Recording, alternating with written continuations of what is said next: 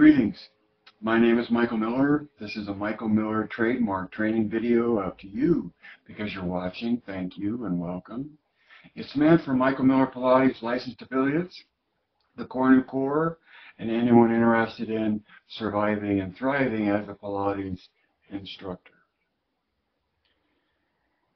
And that only means as a Pilates instructor, as from the point of view, one among the 10,000. But the point of view of MMP, what does it mean to be a Pilates instructor? And hopefully within that point of view, it's clear about who you are as a Pilates instructor, what you're aiming for, how to hit what you're aiming for. And so really, I just have 3 titles today, and the biggest point I would make, number 1, is that observing is what matters. Yeah, that's the whole title right there. Observing is what matters. Well, what matters to what? What matters to the MMP point of view, okay? May not matter at all to you, or how you look at Pilates, or what you make of Pilates, or what you've been taught about Pilates. What you believe, or sense, or intuit, or guess may have nothing to do with the MMP point of view that, in Joe's definition of body, mind, and spirit, spirit is observing. And it's when you're aware of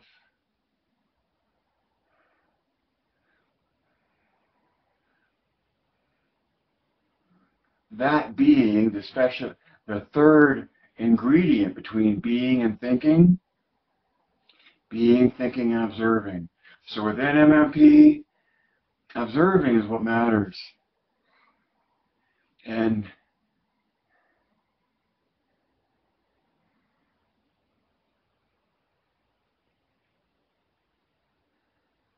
so let me go to number 2, and that is that Pilates is sugar. So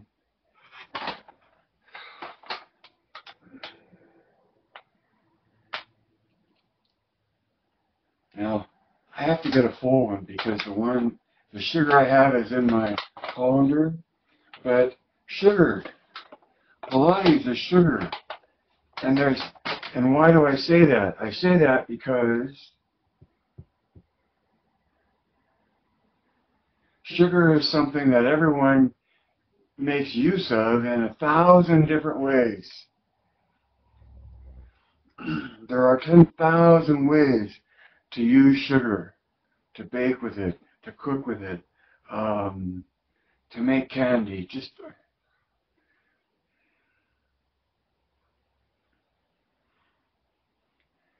But what you do with sugar is different than what sugar is. And so within the MMP point of view, where observing is what matters,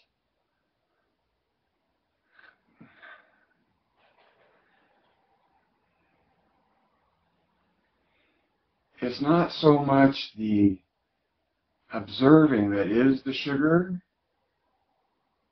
it is the experience of body, mind, and spirit completely coordinated that is the sugar. That's the essential experience within MMP that comes out of or that you try to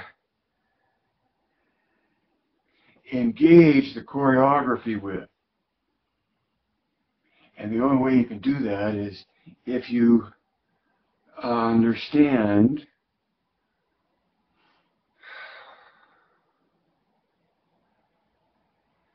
what your target is and how to hit it, what your role is as a Pilates instructor, and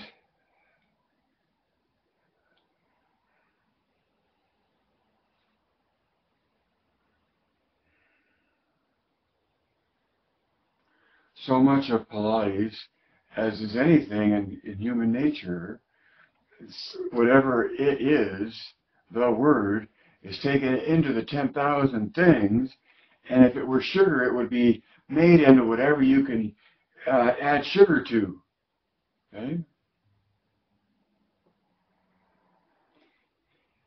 But claiming that what you make out of sugar is in fact sugar just because there's sugar in it might not be true, especially if you're not too confident about what the essential element is that we're talking about when we talk about Pilates. I mean, and that's just an attitude, right? Because you could say, well, all there is attitude, all there is perception, and Pilates is whatever someone perceives it to be.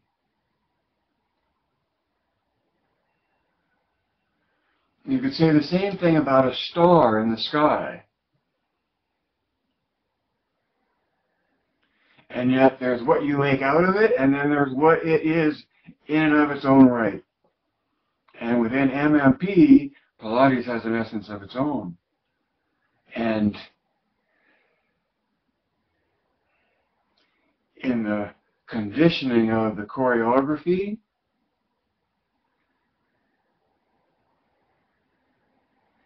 being completely concentrated on the purpose of the exercise is what gets you the experience of complete coordination of your being, thinking, and observing.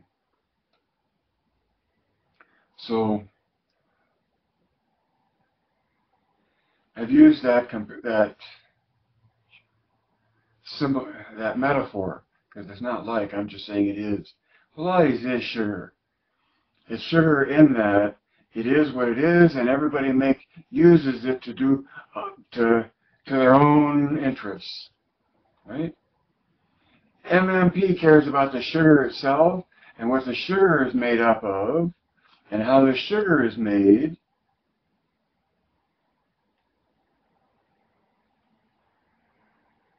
So that you understand the effect that the sugar has in whatever you make with it.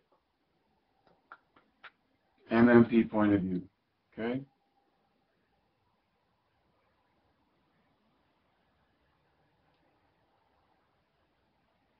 It just may be the only view.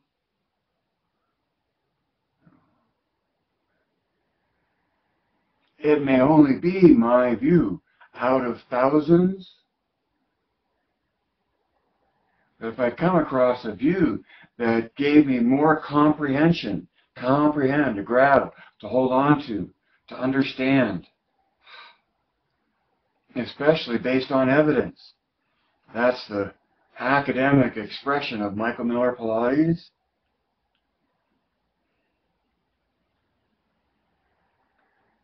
And I've been through that in the last few discussions, so let me move on to number 3. Pain is a drunk at your party. Let me set the stage for this. I'm in the United States, on the East Coast, and a good number of the participants in the workshop are female by nature, elegant by character, and most with that very professionally done bluish white hairdo.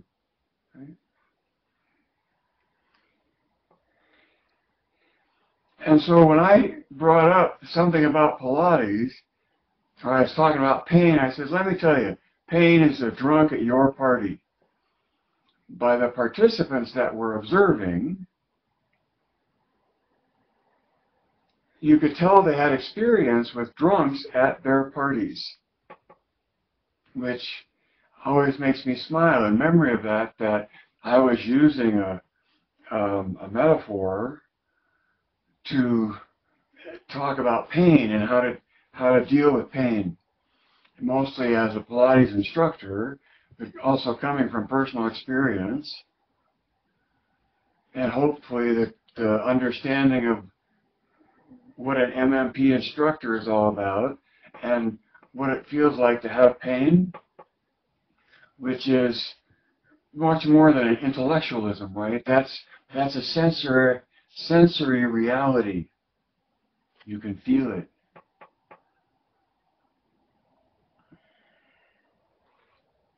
And so, how do you deal with a drunk at your party?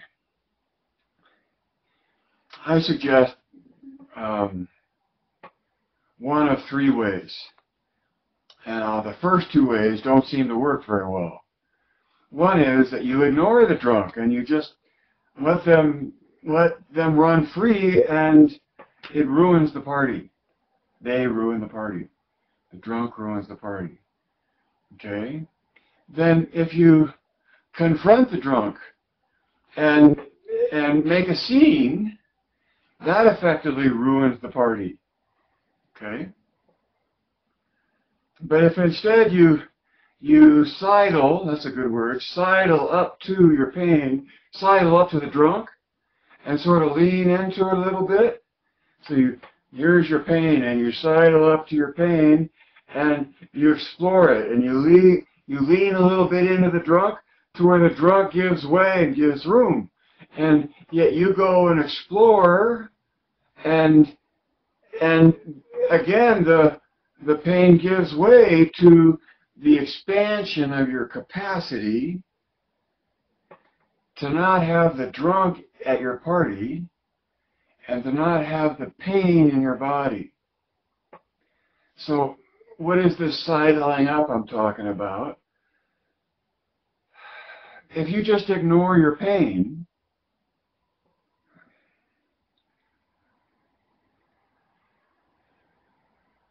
well, now, how am I going to say that?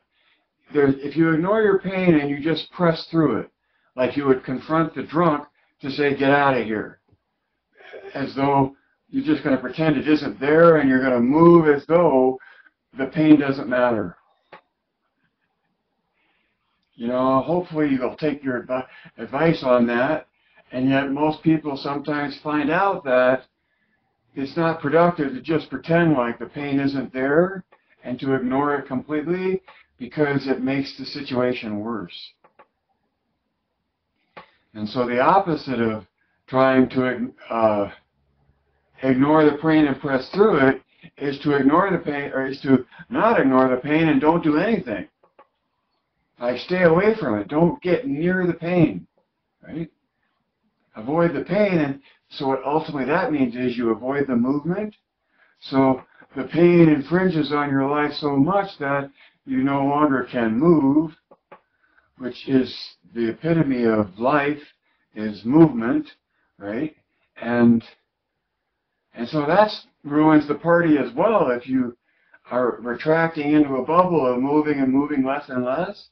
So how do you deal with the drunk at your party? How do you deal with being in pain?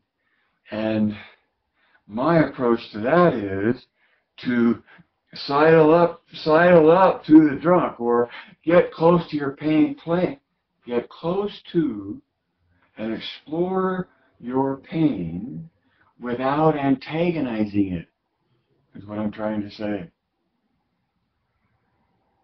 And by doing so, you'll become more familiar with the source of your pain, both literally, physically, where is it coming from, and to what extent it gives you pain and why can come from the exploration of it without the antagonism of it.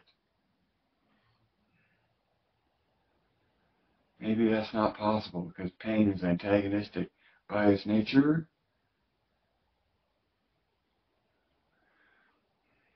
My point is that in some way, okay, you have to find a release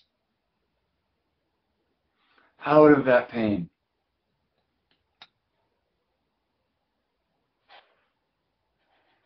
Because both cases are true, that there are some situations where you really have to make exercise to be strong enough to hold yourself out of pain, right? I also think that it's equally valuable to explore, and much more likely to explore, how a release, a let go of muscular tension can facilitate the diminishment of pain, to get out of pain, right?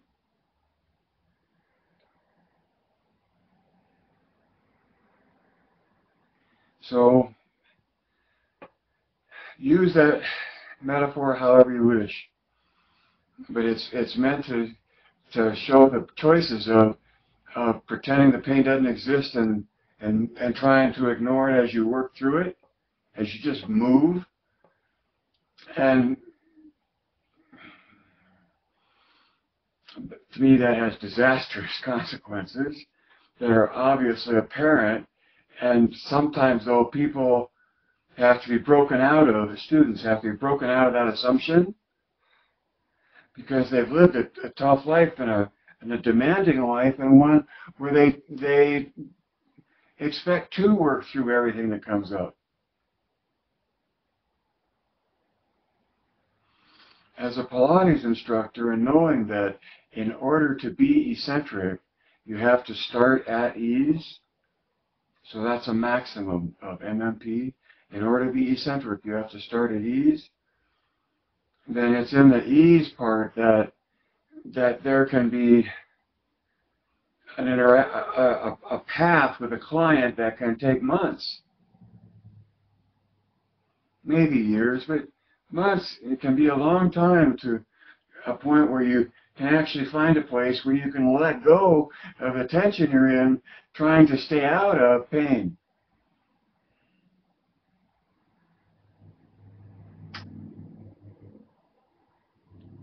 The whole point is not to need the tension,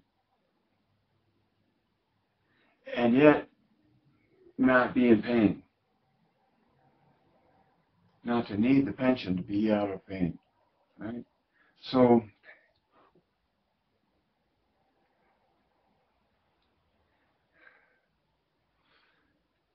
Joe did not leave much original work. Now, in some ways you could say he left a lot. In other ways, you can wish he had a lot more and that he was still alive and sitting in that chair right there so that we could have a conversation together.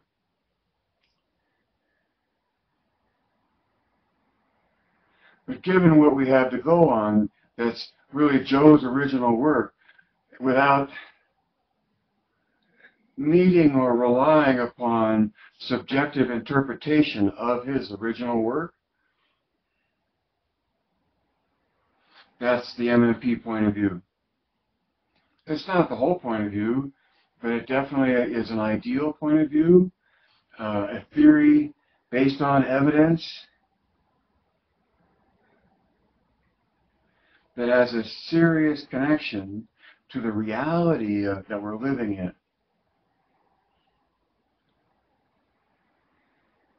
And so my takeaway after those 3 points, my walkaway, or my action plan to suggest to you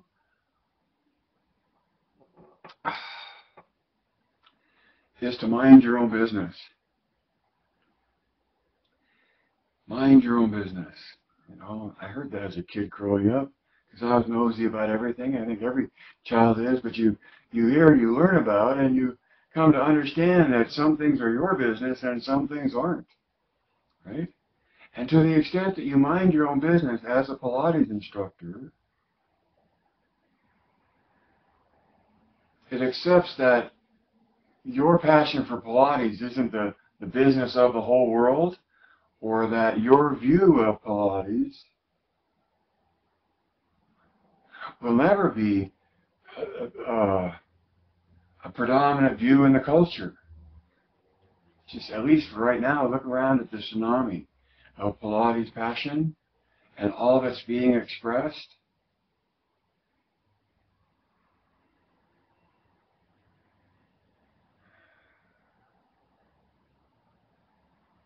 Once you've been introduced to this notion that there might be an ideal within Joe's original work, right out of his book, right? And then you get a significant comprehension of Pilates from that. Everything else is gravy. But it's gravy, it's not the bird. Just like Clara would say, let them pick the raisins from the cake. Picking the raisins is fine, but it's not the cake.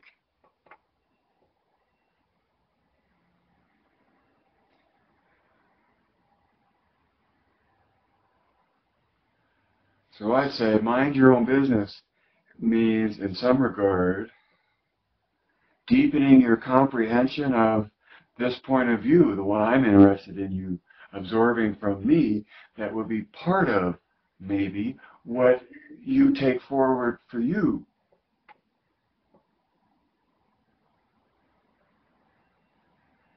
And that's my business, is to make this. And Steve Hobson, what a neat guy. He was just recently talking about how cool Facebook is, that it allows you to reach out and communicate with people that are interested in communicating.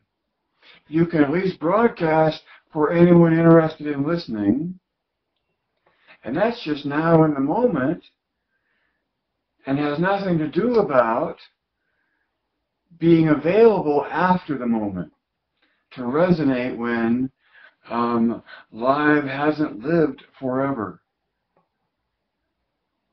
And it will be so much more up to you to read between the lines. All I can do is point to them. It's up to you what you see between them, if you see anything. And it's up to you, like Sean Connery in The Untouchables saying to Elliot Ness, what are you going to do about it? And that just means mind your own business. Don't become a vigilante. And don't make it a bit... Let the 10,000 views exist. Just take comfort and confidence in, an amazing degree of confidence in, a point of view that is unique, and that part of that uniqueness is it explains why it is what it is. So there's a why involved, because everything involved in tradition and culture and lineage and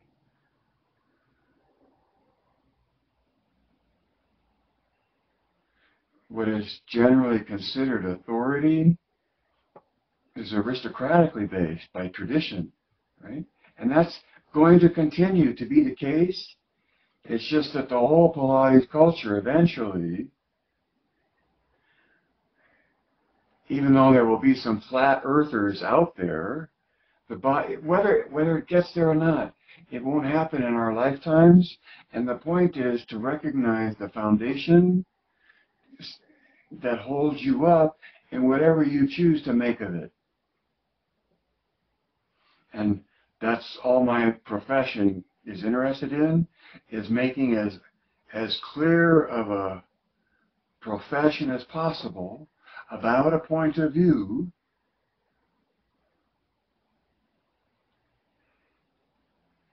that may benefit you in seeking to survive the tsunami of Pilates passion by understanding a distinction which inherently means authority, if you understand the distinction, and authority from understanding the distinction of this point of view.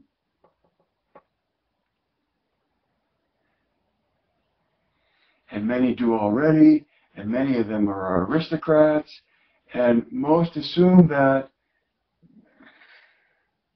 you can put up the hand and choose to ignore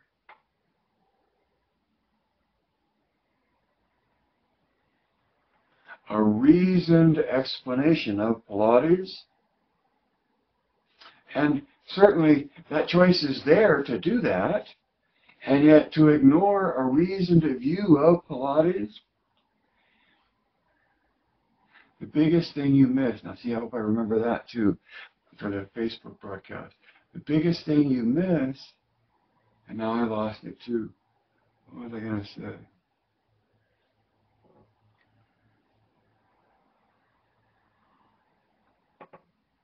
It was something about what your comprehension of the ideal gives you.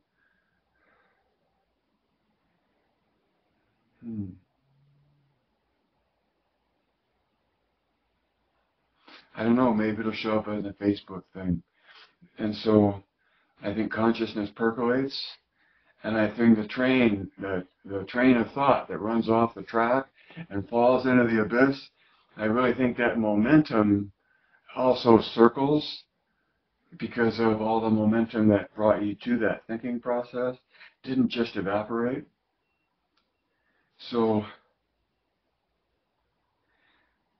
if you have a handle on, if you have the comprehension that in MMP, observing matters, because observing is spirit as a capacity in the human being, and that the instructor's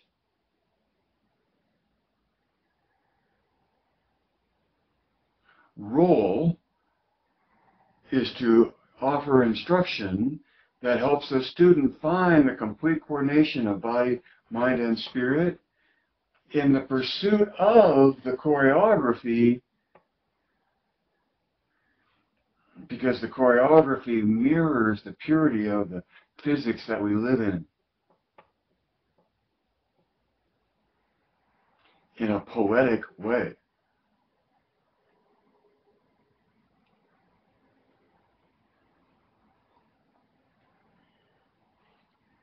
That's never going to be mainstream, probably. And for all of the presumption of thinking that the thinking is what's determining what Pilates is, and deciding intellectually how to present it and explain it. The paradox is, unless you understand the capacity and the necessity of the capacity in observing to be part of what becomes the experience, you're still lost in your mind. You're just lost in your thinking. Lost insofar as unaware of the terrain in which your thinking exists, and that there is also input coming from the elsewhere other than the thinking. And it's as easy as considering the amygdala and the hippocampus and the reptilian primeval portions of the brain feeding into the thinking of the prefrontal cortex. I mean, it's not rocket science, and it's not stuff that isn't pretty obvious now by what we know about the body and how it works, and about the mind within the body and some of how it works. I mean, Joseph Pilates has got to be bursting with pride, not just because of what everybody has fallen in love with classically about his work, but how his classicism is tied to the very nature of our existence, of our experience of our lives, and the conditioning of ourselves to continue to survive in this experience. And how, of course, so much of that relies on your being, thinking, and observing being coordinated